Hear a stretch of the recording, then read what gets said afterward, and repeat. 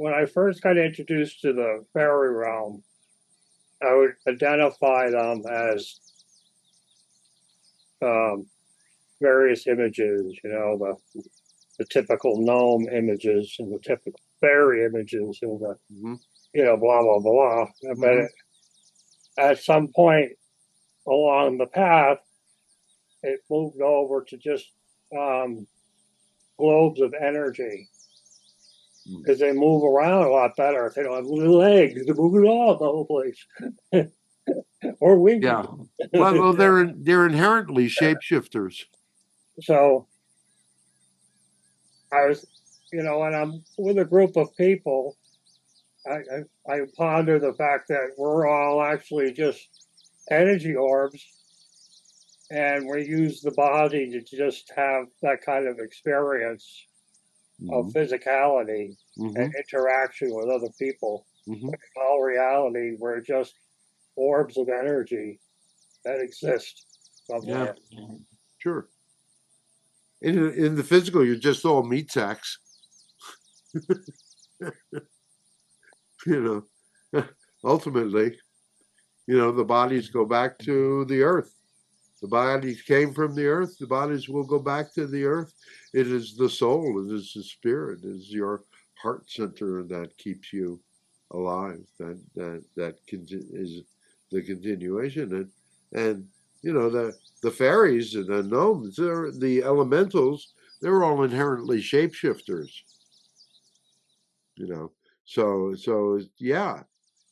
But you see, often what happens is that the interface with the fairy realms are often perceived and presented in a certain way, but it's through a child's eyes. And so what you're seeing, because these beings often would connect with children, because it was children that was left alone in nature, in gardens and things like that. Parents would put children outside. Children would play. Children would hide in the woods. Children would be in the gardens and the flowers and all of that. And they would be able to.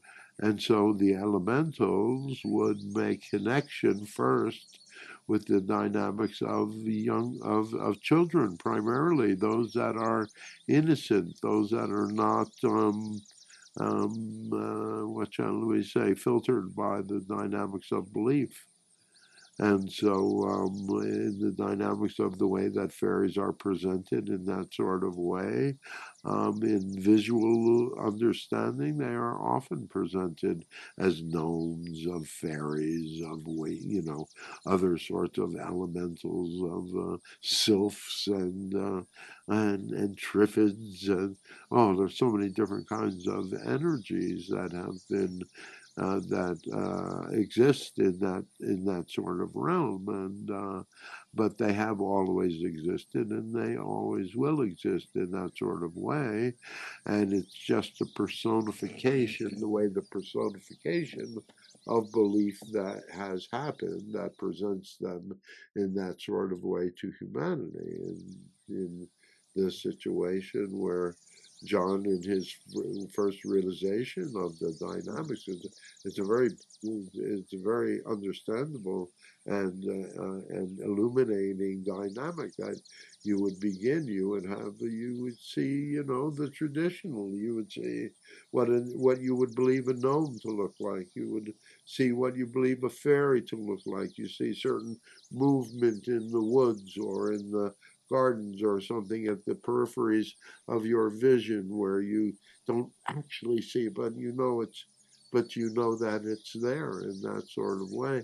But then eventually it gets to the point where, and it seems as through John's experience, at least with the experience that John was having of the dynamics, that having legs and arms and things like that is a limitation, and so they would go back as they are able to, what shall we say, adjust their energy to yours, be able to go back to their basic form, which is basically orbs of energy.